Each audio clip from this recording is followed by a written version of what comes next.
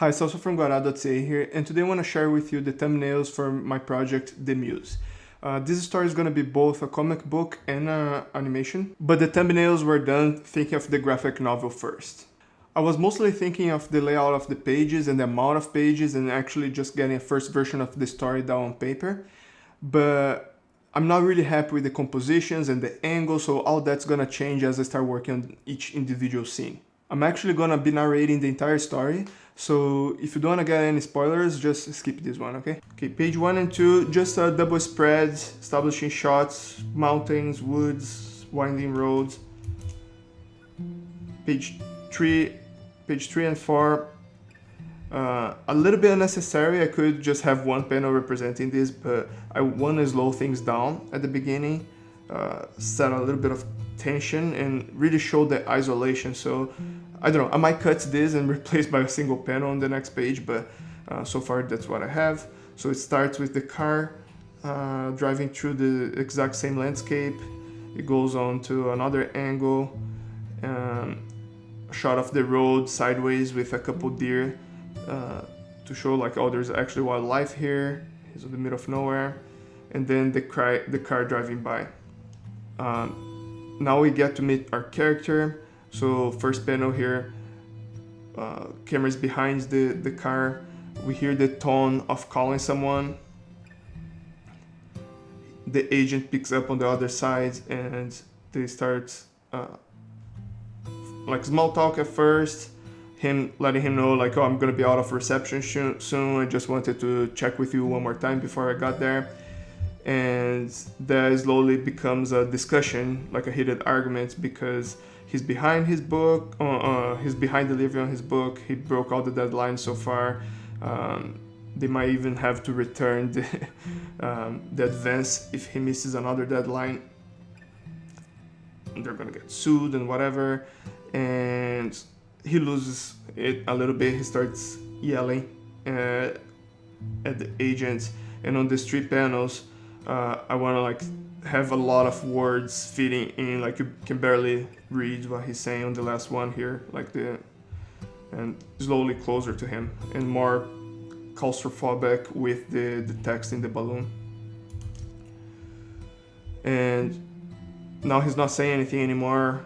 The agent's not saying anything, and we're gonna zoom out and he says Jeff, and when he looks at the phone, no signal, or like the call has failed. So a shot of him sideways and the camera pen zooms out, and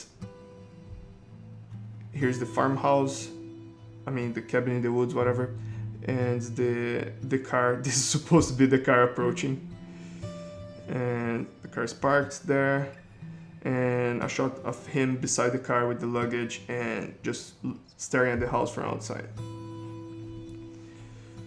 So a complete black panel, the door opens, he's silhouetted out. He walks in and says like, this is it, and flicks on the lights, open the curtains, pushes a chair and pushes a table against the wall, places his typewriter on it, and places a revolver and a single bullet beside it. He got to the house, first thing he did was set up his workspace. And then he sits down and it's time to get started. So I want to start every chapter with double spread. This one is going to be just the typewriter floating in white, and the right page is just white. And the name of the chapter is blank. So he's ready to get started. He says, here we go. And just a shot from above. He's not doing anything, and just the clock ticking is the only sound there. And now the clock ticking is overtaking the frame, and the page still blank. So it's kind of hard to understand here, but throws a log in the fireplace, lights up the fire, back to the typewriter, blank page. pours some water, drinks it, back to the typewriter, blank page. He boils a soup on the fireplace, eats it, blank page. He goes outside, pees in a tree, blank page. Only one piece of firewood on the stack that he had inside, so him splitting wood outside, blank page. And every time that we show the blank page is a little bit closer, right? So he yawns, goes to sleep, blank page. This is pretty much same thing, right? Like, so he's on the outer house using the toilet, blank page. Cooking breakfast, blank page. Making coffee, blank page. And now like we're really zoomed in on the page one with nothing there. On this page, we're gonna have like same frames as we had before, but without the setup and without the blank page. Just the like first one here, another log in the fireplace, pouring water, boiling foods, chopping woods, pissing outside, sleeping, using the toilet, breakfast, coffee. And the next page, it's a repeat. So this page, it's like showing his routine. So we have the same page twice. And when we get to the next one, imagine each one of those is a copy of this page.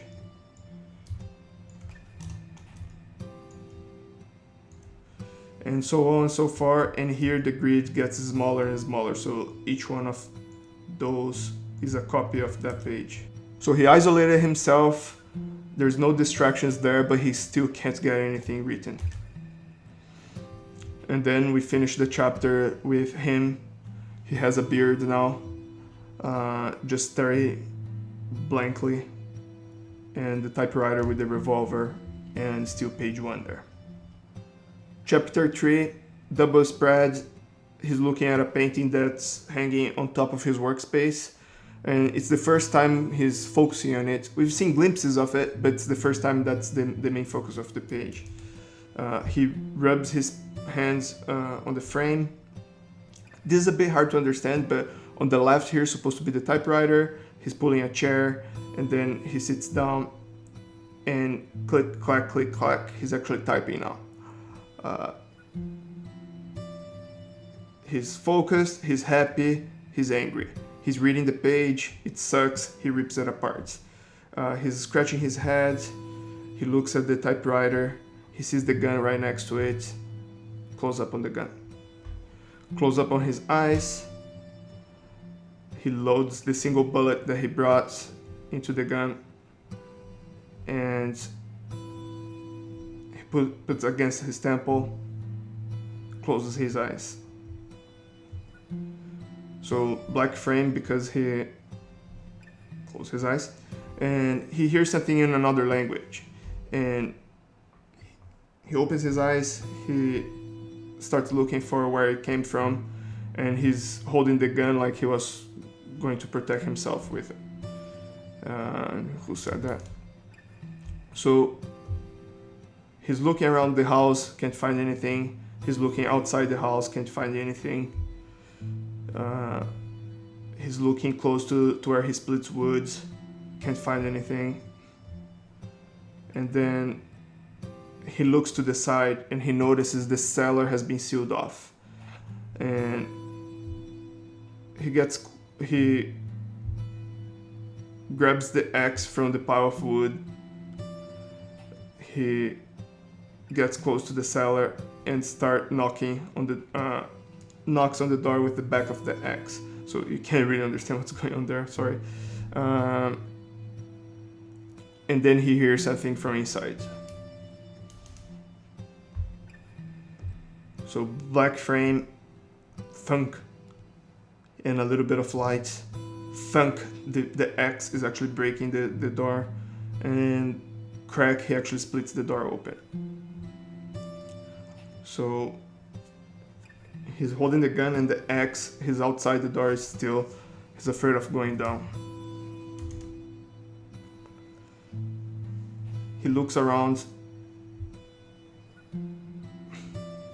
like looking for a way out of the situation, but looks back in, and he hears something yet again. He gets his phone, he types 911, no signal, call failed. He uses his phone as a flashlight, and he starts to walk down the stairs. Chapter 4, double spread of the stairs, complete darkness, and a few panels of him walking down the stairs with his phone. He's looking around, he sees some shackles on the wall, a mouse going by, and a chest. I might change this to a lamp, like a oil lamp. And he finally sees like some, almost like a jail cell, like some bars, a cage, with a thick lock on it. And when he aims his flashlight up, he sees there's somebody inside. So he freaks out, drops his phone, grabs the gun, and bang. He misses it, and this is supposed to be like the because he just shot a gun on the closed environment, so your ear is gonna ring. This last page is a bit hard to understand, but it's supposed to be her. She freaked out with this, so she kind of pushes her back against the wall and slides herself down. I'm gonna rework this. I just want to get this done now. Like I understand what I mean with this drawing, so I'm gonna rework with the final, right? Like I don't need to redo on the thumbnail stage. So he rushes to the bars. He tries to apologize that he didn't see it was a person, that he was scared. And she doesn't say anything, so she keeps asking questions and silence. So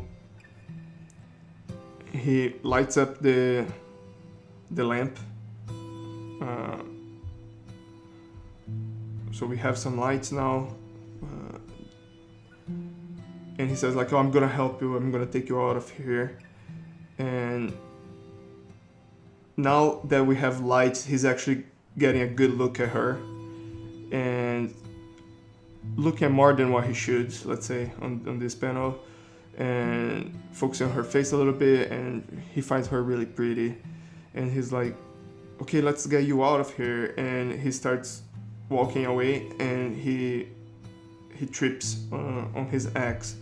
So he puts the lamp down, grabs the axe, and starts hammering at the lock.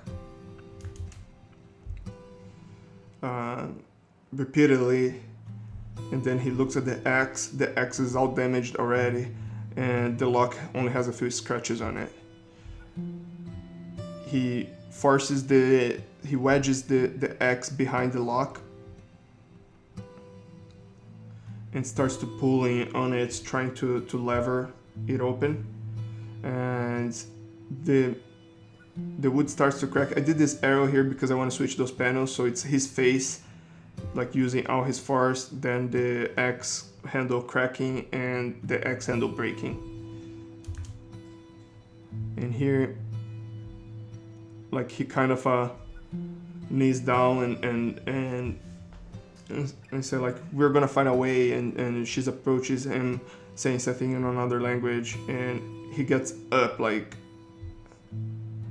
and like, okay, I can drive away, I can find help and come back. And she brushes his hands, so it's his face on the left, middle panel is her actually grabbing his hands, and her face on the right here. She actually looks happy, supposed to be looking happy now that somebody's helping her, but when she touches him, he starts to float. And I want to do like those 3 different panels inside one, and it's actually like ripped paper in between those frames to represent that time's passing, but for him it's a single moment. And his exact face on the last picture here, it's going to be the exact same frame of him on the typewriter here. Chapter 5, double spread of his desk yet again. Pile of papers on the side with the end or something like that, just like the final page is still on the typewriter.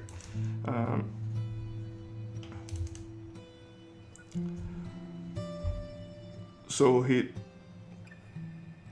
he's confused. He gets up, grabs the page from the typewriter, starts walking around and reading, and he's like, this is actually good. As he's walking around, and he's like, I can't believe I wrote this, like I thought I was going crazy. And he acknowledges the picture, and right here, like, it's a painting of her, right? And I want him to think, I don't know if it's gonna come true like this, but in my mind, he thinks he was hallucinating, and he sees the picture of her, and it's like, oh, I'm going crazy, right? Like this. So he thinks that was the flow state that he was in, and whatever happened was just in his imagination. He rushes outside, opens the trunk of the car, runs back with something, and it's a fax machine. So he sets up the fax machine, plugs in the wall, and starts loading with paper. And a full page of him yawning with a bunch of pages already sent, and he's just like dozing out there. So I'm actually pretty happy with this page. So this is 2 pages, and it's gonna be a double spread of him sleeping and panels alternating day and night there to show that even if he doesn't know, he's sleeping across multiple days there. So he gets up feeling cold. I'm gonna change this angle, but just what it is now. He looks outside, and it's snowing. So it's another hint that more time passed than what he thinks. His fire is out. There's only a little bit of ember there. He looks at the stack of firewood. There's only 1 log left, so he throws that in the fireplace and goes outside. And when he gets outside, he's like, where did I leave that axe? And it dawns on him, and he looks at the cellar, and he sees the door busted open, and he's like, oh shit, that actually happened. And full page of him next to the cellar, considering. Okay, chapter 6, another double spread. He's looking down, he's like, oh no, you actually exist. And then he rushes downstairs, saying a bunch of excuses on his way down. And he's like, I'm so sorry, like, I don't know what happened. And she just sighs something, and he's like, really, like, I really want to help you out, let's get you out of here. And he realized, like, oh, the fax machine, like, I can actually call for help. I'll be right back. And as he starts to walk away, he looks back, and she has her arms open, kind of inviting him in. And then he realizes, and he's like, the book. And then she smiles, and I think it's gonna be like, the book, was that you? Like, a little bit more than that. And so now from behind him, we see him kind of confused and asking questions that he knows she doesn't have answers for. So she extends her hand to him for him to grab, and I like this. And I only thought of this here, but I'm gonna have her breaking the frame of every panel that she's in. So, like, I didn't do that on the thumbnails, only on this one, but that's something that I'm gonna try to do on the final pages, because she's actually she's actually reaching out of his reality. So, and I like this of him reacting to her on the other panel to a little bit of a fourth wall acknowledgement there. And she closes her eyes, and he grabs her hands, and he floats again. But this time, he keeps floating up, and then he goes down hard, and his body stays on the floor, but his soul goes through the floor. And it's almost like he's underwater now. His soul is underwater. And I want this, the next sequence of pages is gonna be upside down on the print, but I have it right side up here just because to be easier to read, right? So he floats back to the floor, and he's shocked. Everything is dark around here. He has no idea where he is. And then chapter 7, this stick figure on the right supposed to be him standing, and through the floor he sees the silhouettes of other people standing upside down. And from each one of them is going to be like a tiny little string coming up and going through the floor. So he notices the string and his eyes follow. And on the end of each string, there's this sort of organic balloon kind of floating in the air, and it's like emitting light. It's almost like a light bulb thing. And wide angle, he's in a dark place without boundaries, and he sees those floating lights everywhere. So I don't know how I'm gonna do this one, but like on the left here, he has like a spider sense kind of thing. Like he just notices something moving behind him, and when he looks, he freaks out, and he doesn't understand what he sees. He sees like a very weird silhouette of something. But as he adjusts his eyes, he sees that she's there, and she's also naked and giant. And she just grabs one of those balloons and plucks it like she's getting flowers from a garden, and then she eats them. And she closes her eyes as she's eating them, and her chest starts glowing, and now her eyes are glowing too. And as she walks towards him, she reduces in size until she gets to human size again. And she's glowing really hard now. And she approaches him, and she kisses him. And so a few close-ups on the left and full image on the right. And here, it's where he's going back to reality. I might flip this, but and where the reader also turns the page upside down, from upside down to right side up again, like going towards the next page. And I want to do a match cut here, where like whatever, like the same image that you see of him. So one of them is going to be him on the underworld, another one is him on the actual world, and that image is the exact same image of him on the typewriter again, and he's click clack again, and he gradually gets out of his trance and looks around. There's pages everywhere. He's on the middle of another book.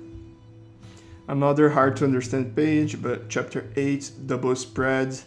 I want like a very distorted perspective with the picture being huge on top of the typewriter and him pulling away from the typewriter scared. He looks pissed, but he gets all the papers and he starts to read them, and then he tosses them all around and he screams, having a little tantrum there. And then he gets his coffee mug and just throws it. So this is like coffee mug by itself, his hand on it, and that's him like full stretch, about to toss it. And he tosses it at the picture of her. And the picture shakes and falls down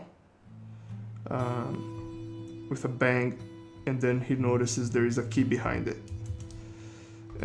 Actually, he doesn't notice, but like we noticed. Oops.